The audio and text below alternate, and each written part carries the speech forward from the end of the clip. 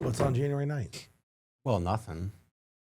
Unless I was selected to work the Division III National Championship. So this is all Elias and Oh, his yeah, it's damn all football. It's all all stupid football. Is all it is. No, but that's speculate. I mean, Okay, because referee. odds of me getting selected for that game are very low. But if they did, I'm skipping the company party to work it. I don't care if it gets Is that the mad. 9th I'm or going 10th? to work a national championship. 9th and or get 10th? mad. Well, it'd be the whole week. I'd be gone. The game would be on the 10th, but Okay, so let's shoot for the 16th or 17th of January to accommodate referee Eli over here. we can have it on the 9th No, or let's have 10th. no. We might get into the championship game. It's all performance based. We'll see how you do this year. Yeah, most likely I won't be selected. Or our Too many crew. blown calls, I know. Our crew won't be selected. You're getting all the B-roll you need for this. But if we do get selected, I'm going. Yeah, I probably would too. I would skip my kid's birthday to go. That's definitely going on video right here. Which kid would you skip? All of them, or are you selective? It wouldn't matter. You have another birthday. Isn't there another college championship every year? You don't know that you'll ever get picked again.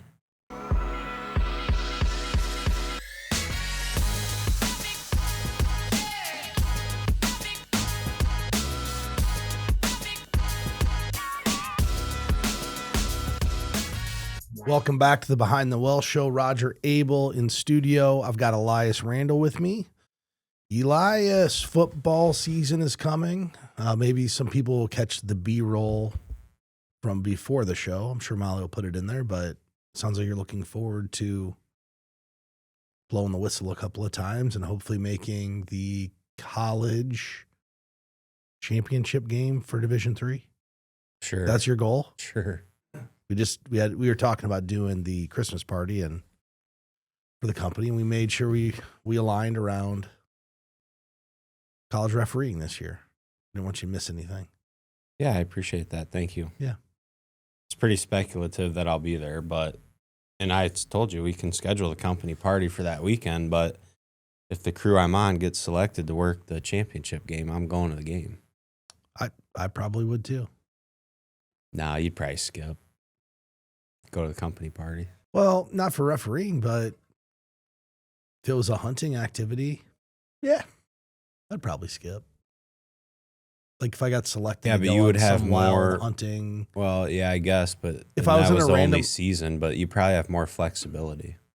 Yeah, but if I was selected to do some random drawing, win this hunt of a lifetime, which for you, reffing that game is probably the opportunity of a lifetime. The hunt of a lifetime. It's the hunt of a lifetime for you. I'd probably blow it off too.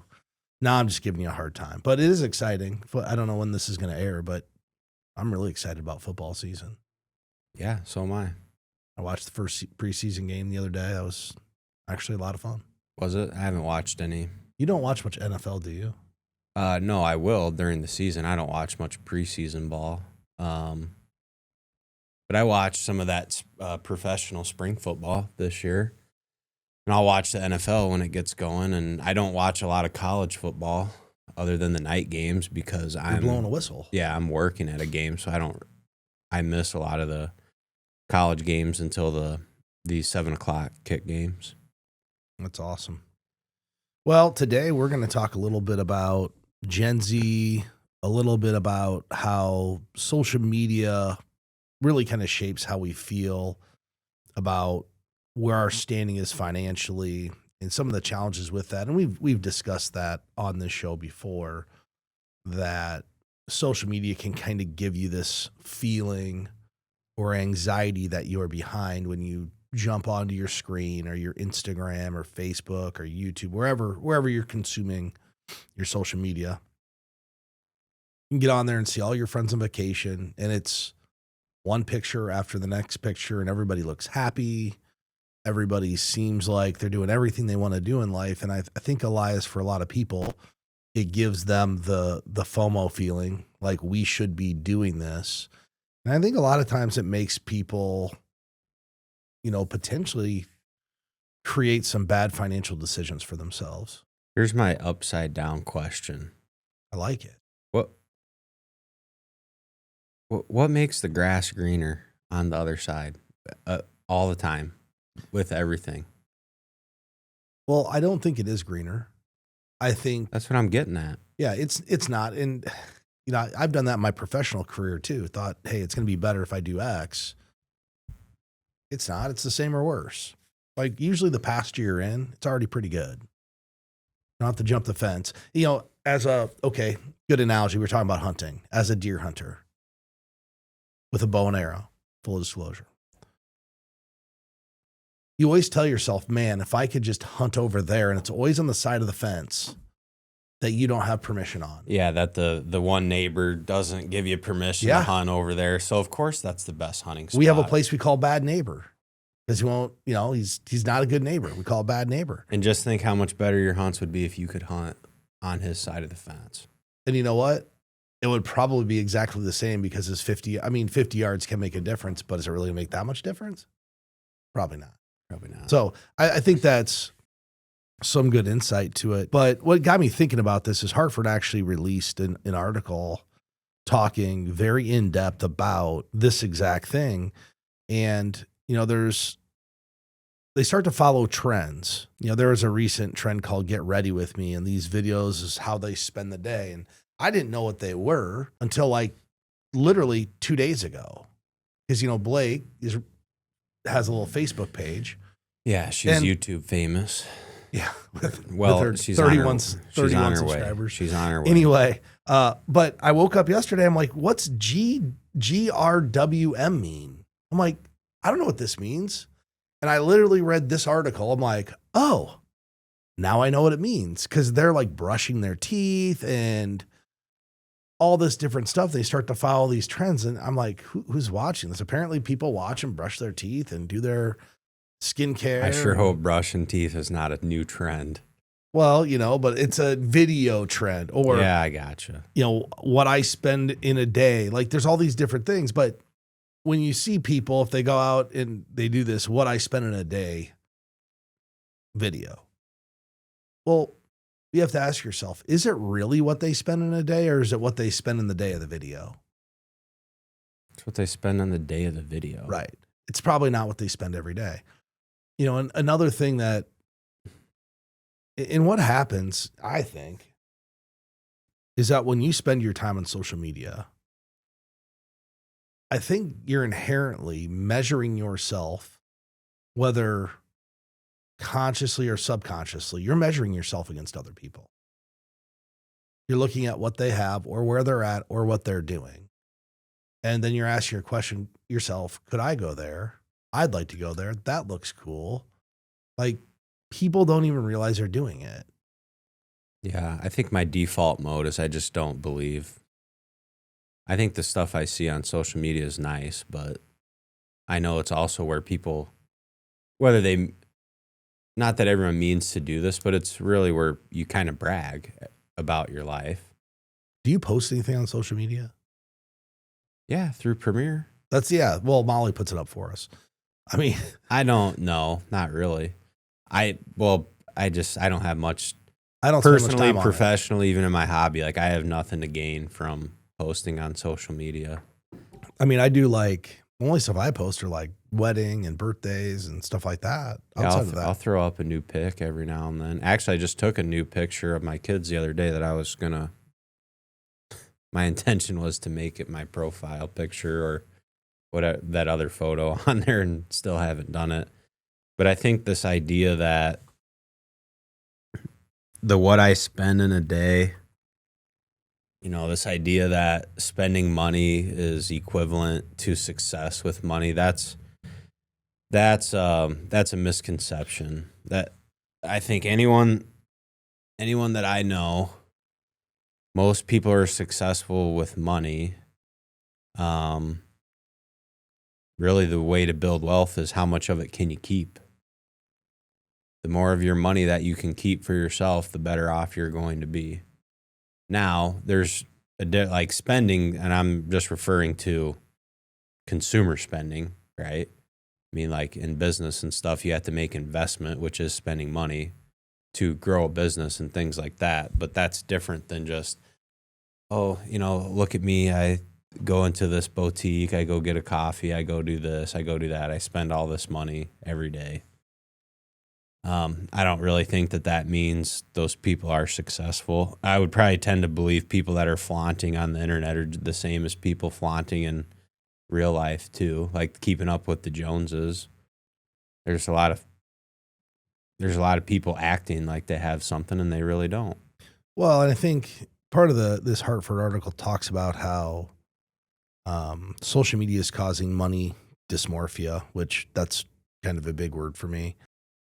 But that's actually just a mental health condition that's characterized by excessive preoccupation with perceived flaws in the money world. And it makes people feel behind. And part of this article goes in and talks about how they actually, they took Gen Zs who felt behind and then compared them to their peers.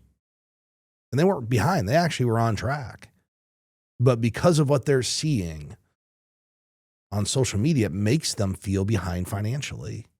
And we have to figure out a way to help kind of mitigate the effects of that, because I think it's hard for a 23 or 25-year-old or even a 30-year-old to figure out what's real and what's not from a net worth and accumulation standpoint. Like, no one's taught you, no one's told you. How would you be able to realize if, this 23-year-old who's driving around in a Lamborghini, if they really have that Lamborghini, or if they just rented it for 4 hours, or if they financed it for $5,000 a month?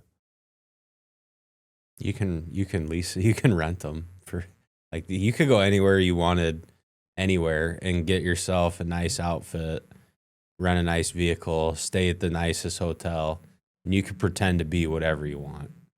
Isn't that wild? That is possible. And you can market yourself. People do it. I think I've read before, there are several influencers that's how they've got big, was kind of just creating this persona about themselves, that whether it was reality or not.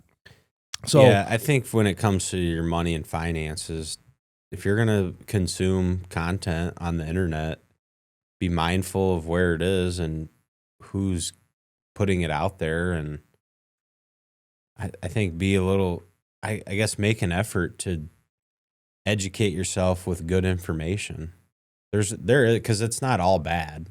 There's a lot of very good content around personal finance and investing out on the internet. I mean, there's a lot of social media is the sewer of society, so there's a lot of garbage too, but you can find good content out there. Well, that's where you have to kind of have a filter of where you're getting it. Does this person have a license? Have they taken any training?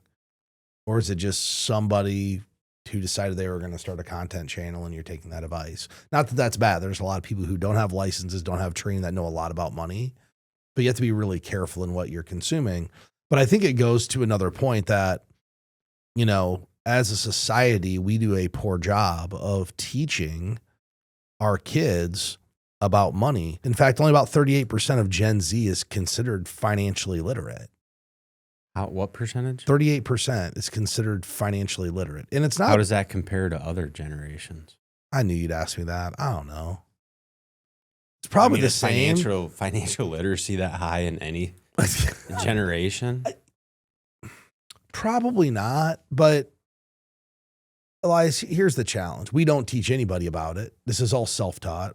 How much coaching did you have in high school about money? I don't know. Probably, I'm sure we did how to reconcile a checkbook and how to run a budget. One semester. That would be my guess. Yeah. I didn't know, I didn't have any understanding of investing or anything until I went to school and took all those college, and took all those classes. What, did you get a business degree? Yeah. Okay. But if you had not got a business degree, how many investing courses would you have taken in college? Because none of those are part of the elective path to get through school. Right. Like probably very few. Think about all the general education courses. They're primarily like Chinese history or whatever. You know what I mean? Like all those classes you have to just take to fill your schedule. And you're like, why am I here? Co-offered golf. I never took it, but okay. Actually, I did take philosophy of basketball one semester. My last semester at Iowa, I did fitness walking, weight training, mountain biking. Dude, those are great classes. Yeah. Well, you're probably in pretty good shape if you did all that. Kinda. I was still in college too. My metabolism is still pretty high. Yeah, you can't outwork your diet. Yeah. But one of the things we can look to do is how do we educate, young people? And I think one of the things that if you're a Gen Zer out there and you're kind of stuck in this world of, man, all these people are doing these things, they're buying cars and taking vacations, just try to, I guess age doesn't matter, but just try to shift your mindset from the consumer mindset, which I think is what I actually truly believe social media and online shopping has exacerbated the consumer mindset, and try to shift that mindset to one of a saver. And I'll use my own experience about social media marketing. They market all the stuff that I like, right? Something for fishing comes on there. I'm like, I have to have that. And there was a while, like I just smashed the button, have it delivered to my house. Amazon, as soon as we talk about needing something, what do? I'll go to Amazon, I'll order it, get it delivered. I'm in a consumer mindset because it's easy. I can get it quickly. I have a very recent example of this. So my wife's on this health kick, like just trying to reduce the toxins and all the stuff in food. So do you guys have the Yuka app? I think so. Yeah, where you like scan it and tells you all the bad stuff that's in it, right? Yep. And my wife's starting to recognize that a lot of the stuff that is shelf stable at a grocery store probably has some chemicals that you shouldn't have on a regular basis. And our family, our kids, they love tortillas. Like we make wraps, we make quesadillas. So my wife's like, how do we fix this problem? I'm like, we have to make our own tortillas. Are you a tortilla maker now? I've made them in the past, but I am now because I just ordered a 12-inch tortilla press. My wife's like, we're going to make tortillas. Elias, what do you think the chance is? We're going to make tortillas. Yeah, when she says we, what does that mean? Me? Does that mean Roger's going to make tortillas? But okay, think about this.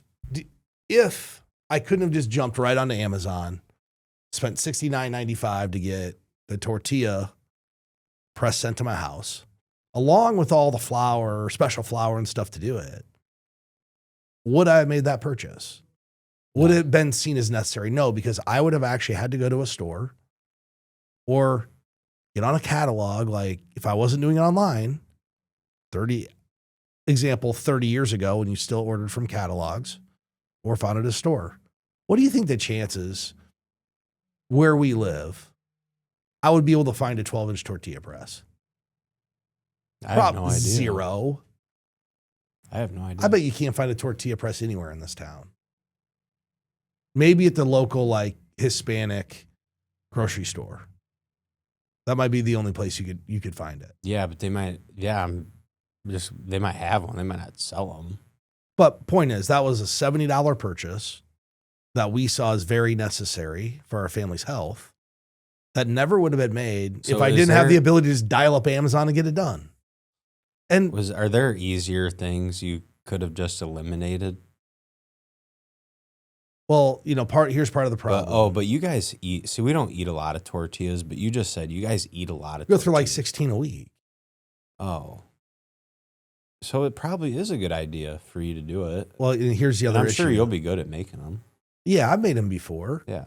But a smaller one, for street tacos. Anyway. Is it a 12 or 16-inch press? I already have an 8-inch one. And now you have a 12-inch one. Yeah. So what stopped you from using the one you have? Well, I could make a burrito with it or a tortilla. The tortillas are 8 inches, like a small one. Yeah, no, I know. So, but if I'm going to make the bigger ones to make wraps and stuff, I need a bigger size. Yeah, you need the bigger. Yeah. Yeah, you absolutely needed to buy that. I actually looked to try to find one that I could just, buy at the store. The second problem we have is I have a daughter who has a tree nut allergy, so that's not reality. Like all the healthy ones, a lot of them are created in a facility that has tree nuts or something in it. So there's a second thing that makes it difficult because there are some actually fairly healthy ones that you could buy. But Right, but the factory's not. There's some nut. Yeah. But the point of the story nut is exposure on there. we are 100% in a consumer mindset most of the time. This is what we need to do different. This is what we need to improve our life. And it's, I mean, you know, I'm saving what I need to save, but a lot of people don't get there. It's just, I have to have the tortilla press. Yeah.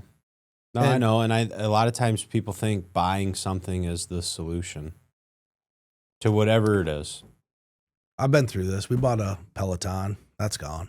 Yep. I bought a bread maker. That's gone. Yeah.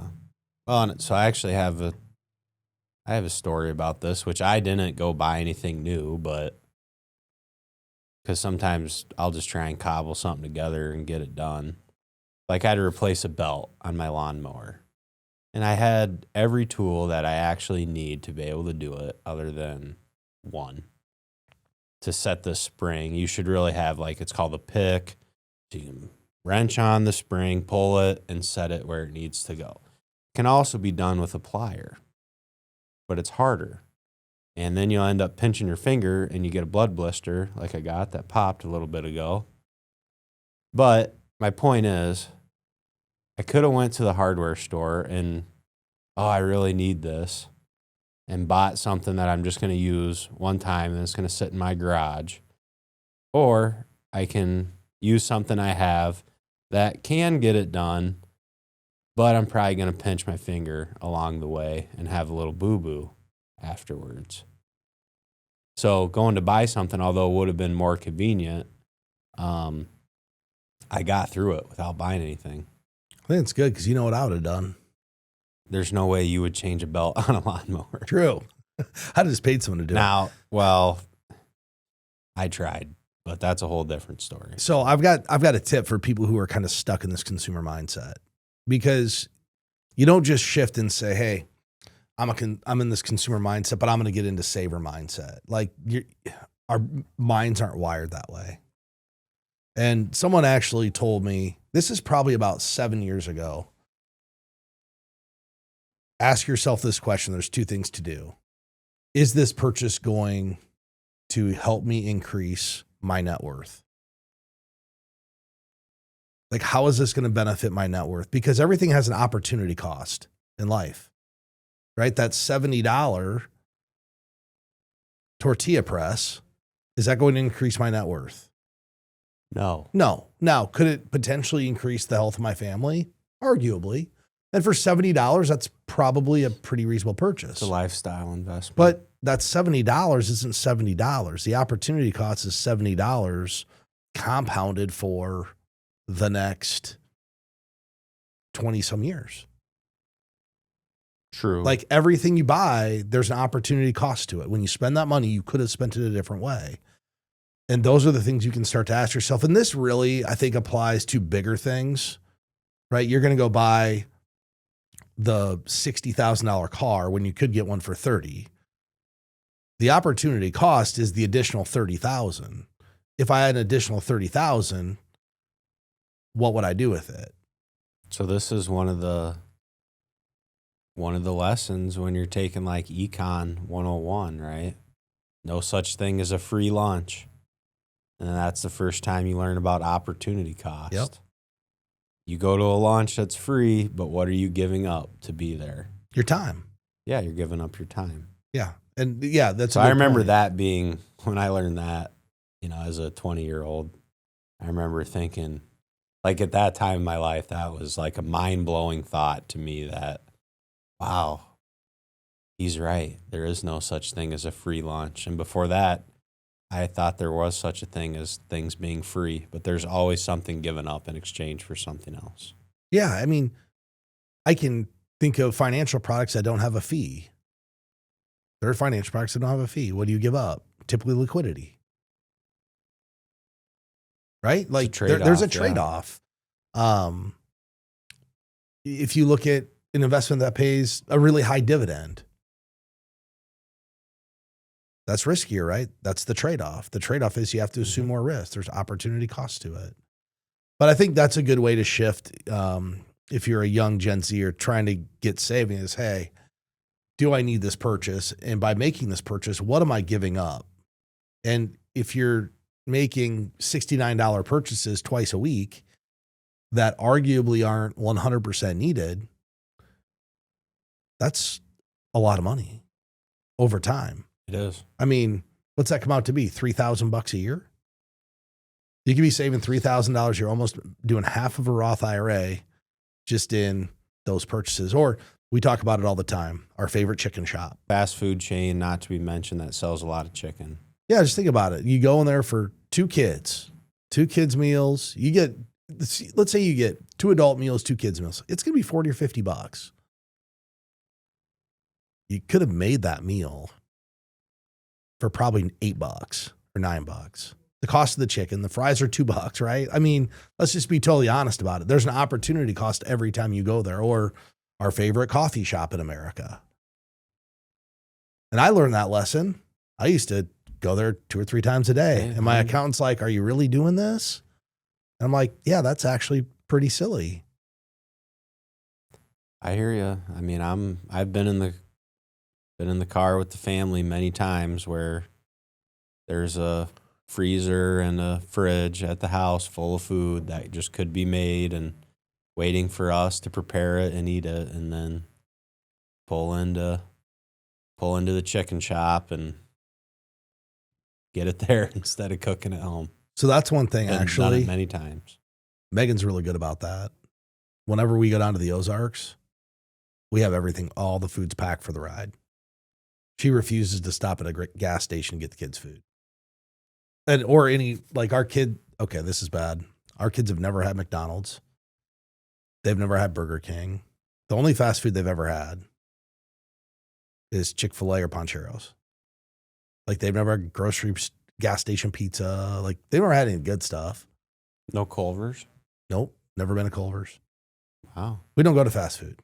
But part of it is my wife refuses to eat it, so we pack a lunch. So that's probably really good behavior. And most gas stations now have teddy bears. So if you go in there, you're going to end up buying a toy. You're going to twist your arm until you buy some toy to get out of there. No. So we try to stay out of the gas station. No roller dog for your girls. No. You haven't lived life until you've had a roller dog from a gas station that smells kind of funny when you walk in the door. Well, my kid's like a hot dog, though. You know, I'm sure if you look around, like young people, it's probably hard because if all your friends are doing it, at some point you might have to make some tough decisions, say, hey, I can't afford to do that. I think we did a podcast about this, similar topic about a year ago. Like, you know, sometimes this money stuff can ruin a friendship or cause a rift there, especially if one friend can afford to go do the fancy restaurant and fancy drinks and 1 or 2 friends in the group can't. Maybe that friend will be nice and pay for him. Who knows? Well, so I pulled this out. 44% of Gen Zs and millennials have said they've skipped social events because of the cost. 1 in 4 saying their social spending makes building savings difficult. And that's the pressure. Social spending is the pressure of social media. Like we have to go to this event and people just get sucked in. And one thing that happens, we talked about this, Megan and I, the other night. You have friends and certain friends just always want to do stuff. If you were in a situation in a friendship and you couldn't afford to do what those friends were doing, and every time they asked you, you made the responsible decision and said no, but didn't give them any context as to why you said no. Are they going to continue to ask you to do things? Probably not. Eventually, you're not going to get asked to do things. And I think that's what people fear too. Hey, if I say no all the time, I'm no longer going to be part of this friend group. And it's easy to take out the credit card and say, well, just this time I'll do it. And the habits turn in, that stuff turns into a habit. People get in a really, really tough spot because really overspending for most of America, it's the norm. Like just go look at credit card debt. We're at all-time highs. That's all excess and overspending. Yep. Credit card debt, vehicle payments, all of it. Have you seen what vehicle the average car payment is now? I haven't seen. I don't know, It was a couple over years 700, ago, right? It was over $700. It's got to be sure more. that hasn't gotten better. No, it's got to be more. Well, Well, a lot of nice vehicles out there on the road. it's kind of amazing. I mean, I remember buying, if you bought a truck that was $40,000, that was like an expensive truck. And it wasn't that long ago. I mean, like less than 10 years ago, $40,000 truck was top of the line. Then $100,000 on a truck, which it's all the technology and stuff. But that said, if you're feeling, like you're behind because of money, you're overspending, or you can't keep up with your friends, maybe just step back a little bit, remove yourself from the social media, and just make some conscious decisions about, am I concerned about the opportunity cost of this purchase or not? That might lead to better outcomes for people. I think that's good advice. That said, I want to thank everybody for listening. If you enjoy the content, please hit subscribe, and you can get us on Facebook, X, YouTube, Instagram, most of the places. Yeah, right on. Thanks for listening.